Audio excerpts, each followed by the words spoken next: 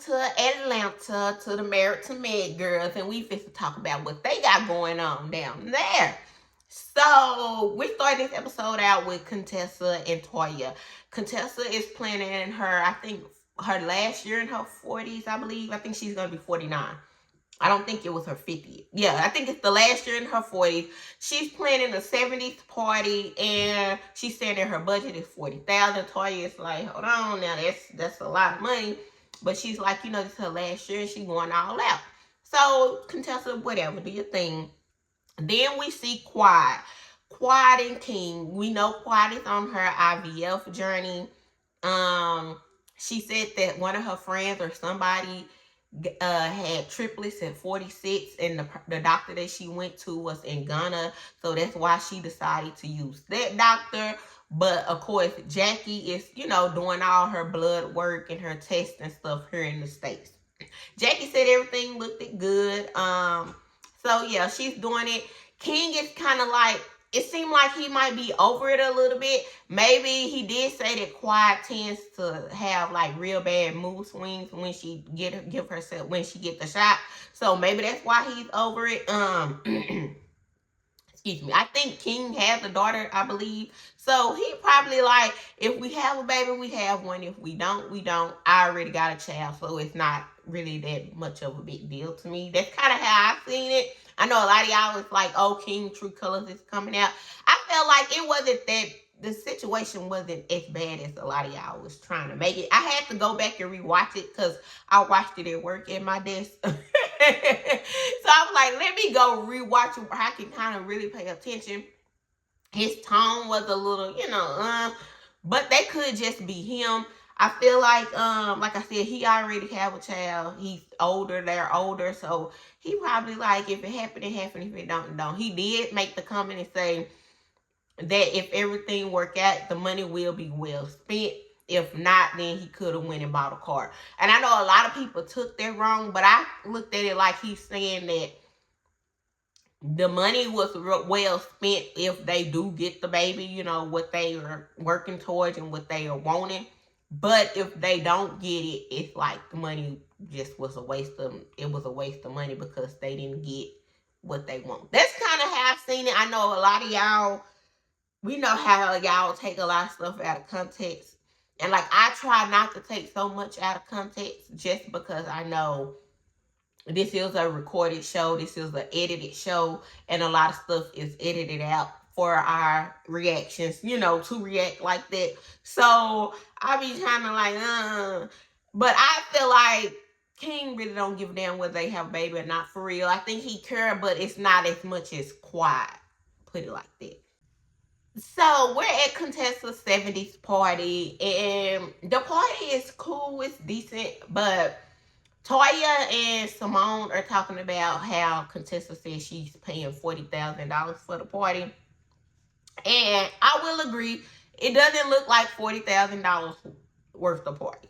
That's just my opinion. But we do know stuff is high these days. But $40,000 and y'all got other stuff that y'all, like y'all working on y'all buildings and stuff, I wouldn't have spent 40 on that. The party doesn't look like it cost 40,000 to me. It could, it is what it is. What I will say though, Toya talking about, you know, how Contessa is spending her money. Toya. We cool and all, but Toya, I'ma just say it. Toya, you spend your money on a lot of bullshit. Y'all have spent wasted money on a lot of rent houses. Contessa owned her home, and it has been there. Your new home is nice. Your other home was nice, but this is how she chooses to spend her money. Y'all do know some people, they want to say what they spent. They blow the bag. They want to look a certain way. She might not even spend the whole 40. The party don't look like the whole 40 was spent. That's just what I think. That could have just been a little, you know, little, what you call it, little front, little acting like, you know, I did this, I did that, but it really wasn't that. Don't know. But I agree with Toya and Simone about it kind of is a waste of money. But at the same time, both of them, I'm pretty sure, spend money on bullshit, especially Toya. So let her rock out. So Scott decides to speak. And he's saying how, Contessa has never had a major party and how she did such great things with this party. We know he didn't help. And he says that my mother, before she passed away, said that Contessa was my rose from the Titanic, y'all. And Quiet is in the confessional like this struggle of, which I agree with Quiet. But it's like, Scott, read the room. You could have said, I love my wife. Happy birthday. We're so thankful for you. It's a lot of stuff that you could have said. But the reference about what your mama said, I did not. What the hell be wrong with some of you men? So, ding, ding, ding, ding, ding. We see why Simone is always mad, which I've already said this, but I'm glad that, it played out so we can talk about it. Simone's sons have been entitled. Let's just start there. But they got their way because Simone has always done everything for them. Her and Cecil both has always done everything for them. Like, we just gonna call a spade a spade. They just didn't start this overnight.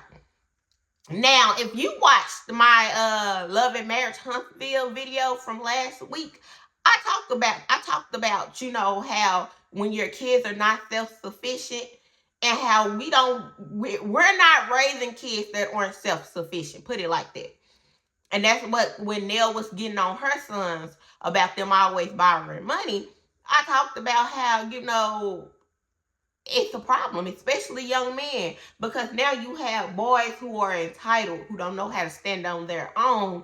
Excuse me. So how are these men going to have families and stuff of their own if they can't even do the bare minimum for themselves?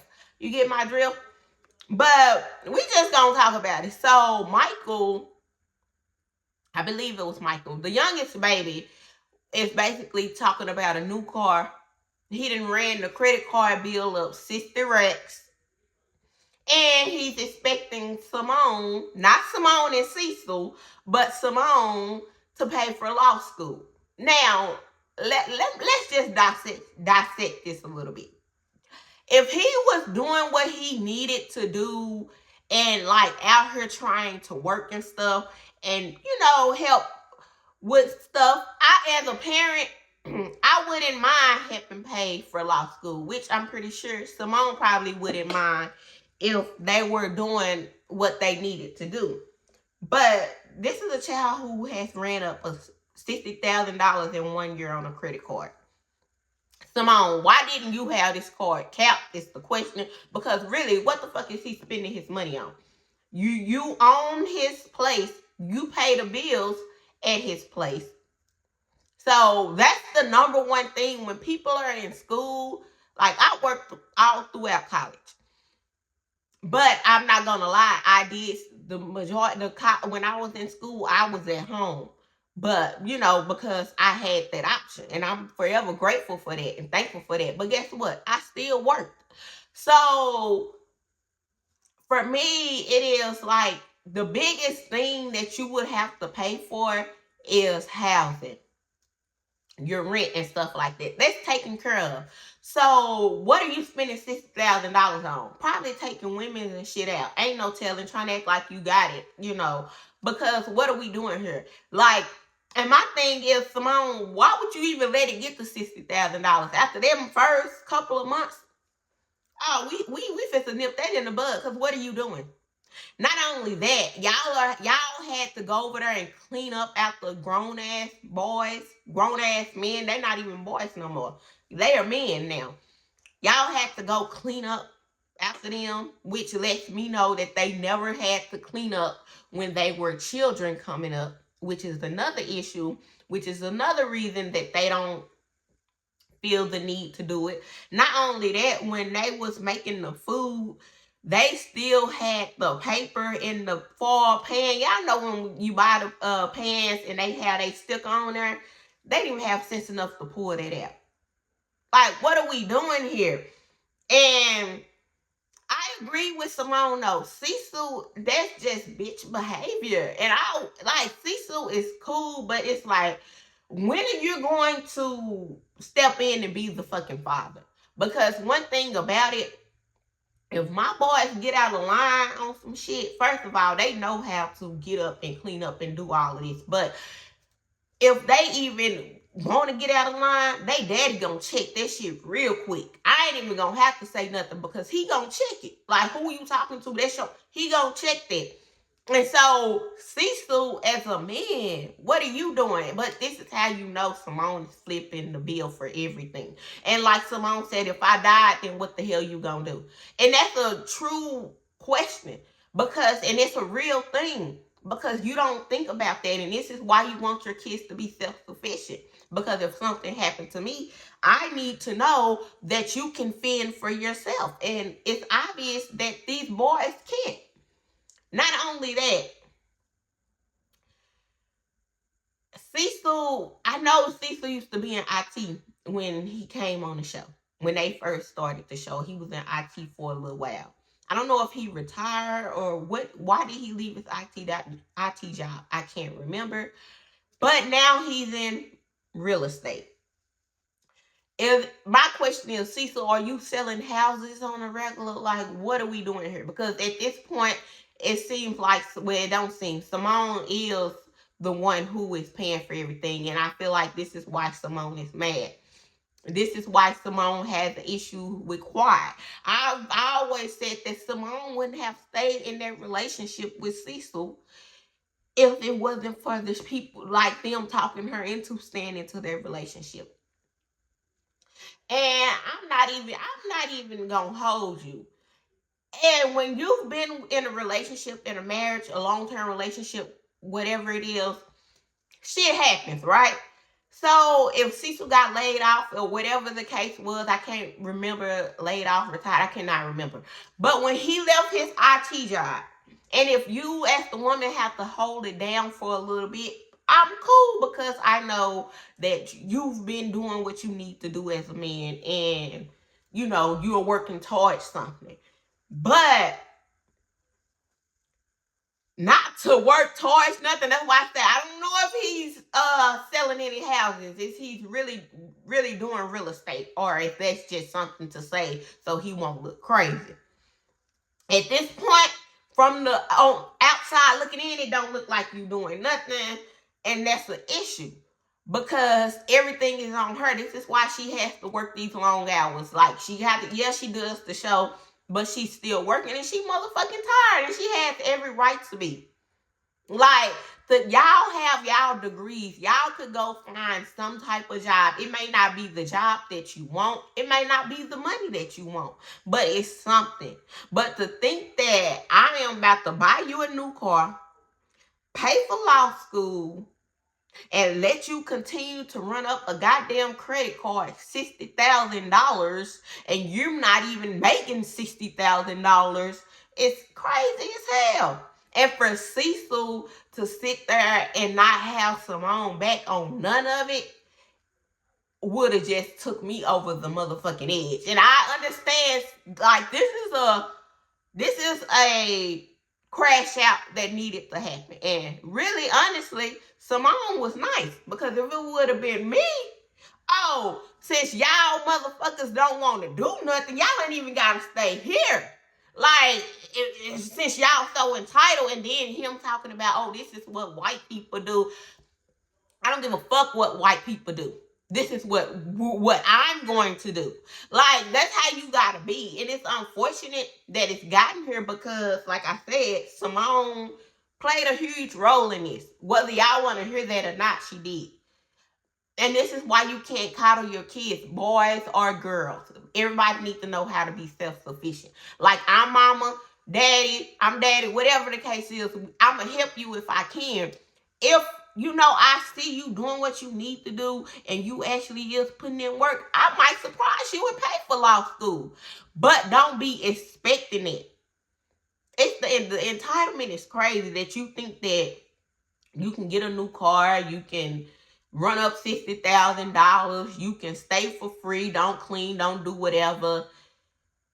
You can go to school and everything is just on your mama's back. And Cecil, as a man, you don't lay no ground rules. It's three, and she said it's three of y'all against one. That was drain any damn body. And I understand why Simone is always mad and yelling now, like, which I knew that, but this just confirms it. But it's like you're taking your anger out on the wrong people. You need to be on their necks, because this is why you mad at everybody. This is why you still arguing with Quiet. Don't get me wrong. Like I said before, Quiet has done her fair share of dirt. I'm not debating it. But at the same time, them boys need their ass kicked. Like, all of this was needed. And she needs to stand her ground with it and cut their ass off. Because if she don't, it's gonna always be something. They are never gonna learn. So Brandi's husband decided to, treat the ladies, let them all go out to eat, pay for the food and drinks, and just have a good time for her birthday. And y'all know it wouldn't be classic Heavenly if she don't stir the pot. Heavenly said she gonna stir the pot and she gonna hide her hand. She gonna hide her hand because she ain't speaking on Contessa marriage to Contessa. And Dr. Jackie and Toya did go have a little back and forth or whatever. That was funny. But back to Contessa. I feel like Contessa is low-key miserable.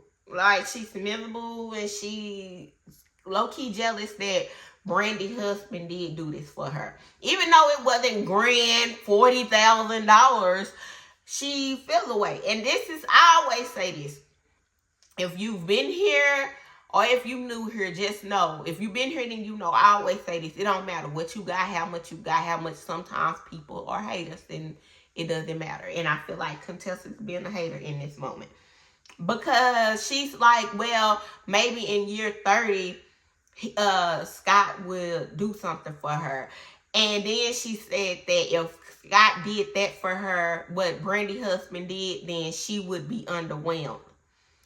Baby, you ain't never had a party. So I feel like whatever Scott would have did, you would have been appreciative because you would have felt like he did put forth some effort, which we know he hasn't. And that's why you're so mad. Her husband didn't have to do this big grand gesture because this is probably one of many things he's done for her. When you get stuff like this on the regular from your man, you begin, it's second nature. Like, oh, my man did this, and you're gonna like it, and you're gonna go on about your day because you're used to it. You don't have to, make a big deal about it. It don't have to always be anything grand because you're used to it, Contessa. And I think this is the problem that she has because Scott doesn't do anything for her. And I agree with Heavenly. Contessa always talk about her marriage, and then when people start talking about it, you feel a certain way. Now, I do think that maybe Contessa is venting about her marriage, but she doesn't realize that this is a show, baby. These are not people you can vent to. You know how you can vent, just you need to vent and you really don't want to hear shit else about it. Like, if you have that level of discernment with your friends or with your family or whoever you're cool with, some people just want to vent. They don't really want your input for real. They just want to vent and get it out, say what they got to say and keep it moving. I think that's what Contessa is looking for, but she's not realizing that this is a show.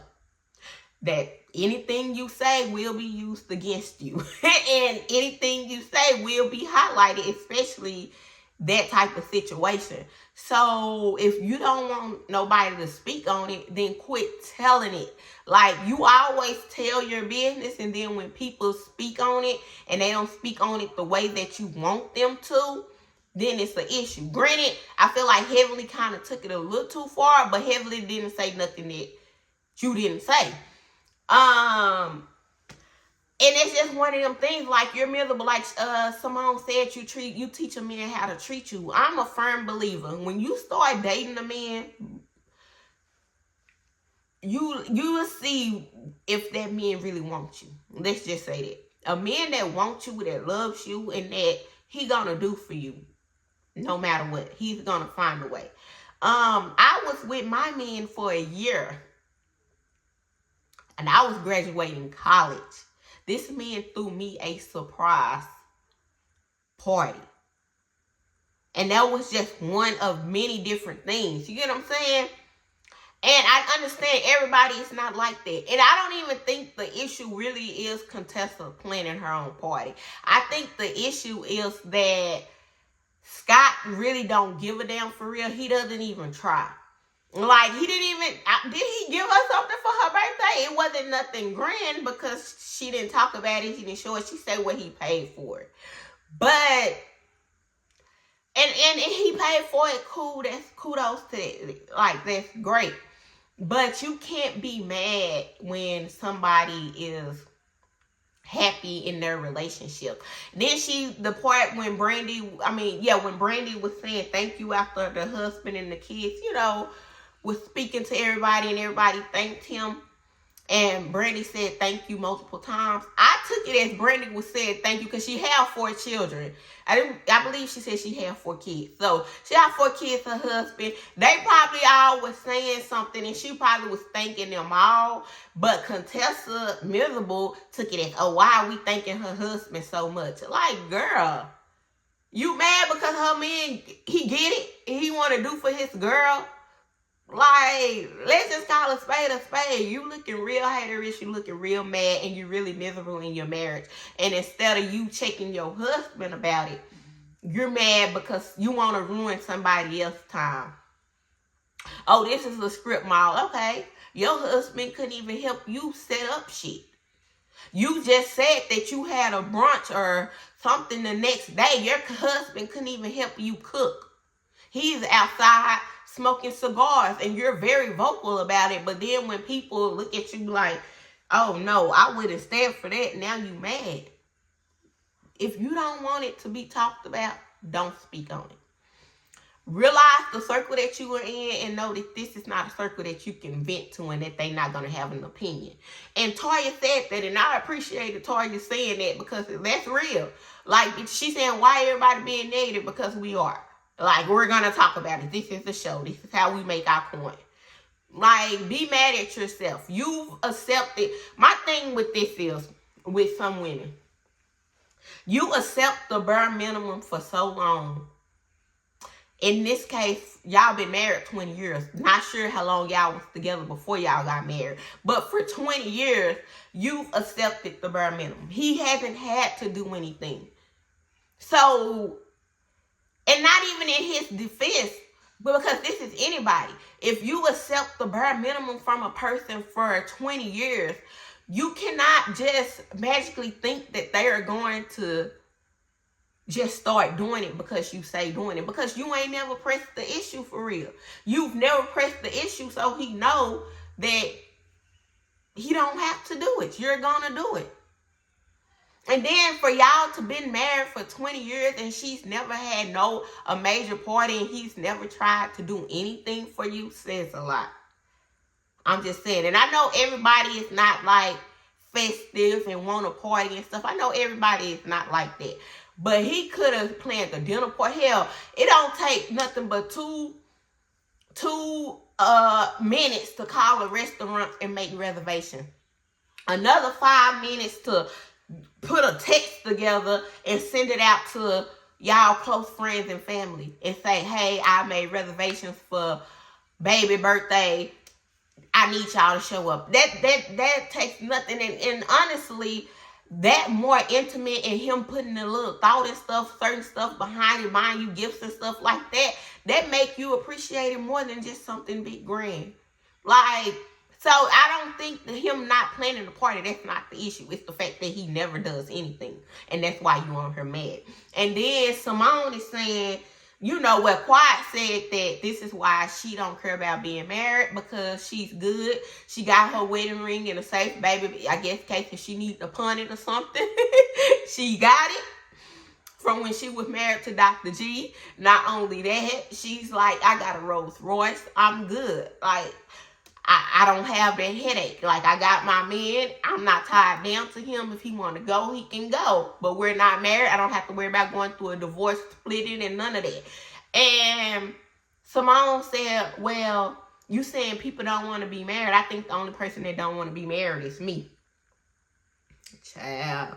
And Quiet is like, oh, no, Simone. No, Simone. But I've always felt like Simone stayed in that marriage because she felt the pressure from the cast. Don't know who else, on the back end for his family. And then for her kids. I feel like that's why she stayed in that marriage. And she's been over it. And if you're over it, I'm a person, I get people say stay for the kids. At this point, their kids are grown, so this don't even apply to them.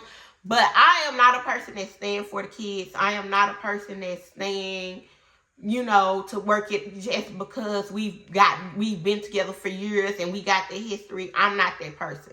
Now, if I feel like we can work it out, and I feel like we're just going through a hard time, because let's be real. If you've been in long-term relationships, sometimes you go through shit. And you have, you might have a rough patch here and there. And I'm not talking about cheating and infidelity, because that's not a rough patch.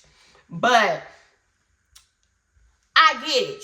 Some people stay. But if it's solely because, we got kids, or because we've been together this many years, so I might as well stick it out with this person, and you are truly unhappy and miserable, and you've been in this spot for years on top of years on top of years, and you done, hey, do what you got to do. If you feel like you're going to be happier, do what you got to do. But, like I said, you teach a person how to treat you. If you've always accepted the bare minimum, then you will get the bare minimum. Contessa, you've accepted the bare minimum. I'm not saying that Scott is not a provider. And this is, matter of fact, before we get out of here, let me just say, this is the difference between a provider versus a man that's a provider in other things. Because a lot of times, especially on this here internet, all y'all talk about is, can he provide? Can he provide? And I'm not doing 50-50. He needs to pay all the bills, and that is great. He can pay all the bills. He can provide. But outside of providing, what does he do for you? Because providing, I've said this multiple times, that's the bare minimum. That is literally the bare minimum. To make a relationship last, providing cannot be the only thing. I know a lot of people, a lot of women preach that on this here internet because they have never been provided for. So to get a man that can provide, it seems like the best thing, that you can have, and that's all you need. But after you've been used to being provided for, you're going to want more. Or if you can provide for yourself, you're going to want more than somebody who can provide. A relationship is more than provided. How do you treat me? Like, how are we when we together? Do we have a great time together? Do we have chemistry? How are we when we in our bad moods? Can we go through ups and downs together? Do you love me for real? Like, are you genuinely here for me? Are you for me? Are you my friend? Outside of the relationship, are you my friend? Because when you're friends, it's just different. Like, how well do you know me? Like, I can go on and on. It's so much more than providing. Like, do we have a relationship outside of providing? Seems like all Scott had to do was provide. And that wasn't even a really big deal, because Contessa, we know she getting her bag too. So he really didn't have to do much. Yes, he worked and he has a great career, but outside of that, what are you doing? And I think this is the point that, like, a lot of women gotta ask you, when y'all go into these relationships, and when y'all are, and I'm not a relationship coach or none of that, like, I'm not that person, but I'm just saying, when you get into these situations, ask yourself, is providing the only thing that you want? Because it's a lot of men that provide, and guess what? A woman is on the back end taking. She get cheated on. He don't take her out. He don't do anything for her. Like, they don't have a relationship for real. Like, they don't have a friendship. They just in a relationship together. They in it together, like, as far as the relationship, they together, but that's it. Like, it's like they live in two different worlds. All in the name of providing. Like, ladies, it's more to it. And Contessa, I feel like she's just miserable. But anyways, that's it for this week, y'all. Don't forget to like, comment, and subscribe. And I'll see y'all later. Bye, y'all.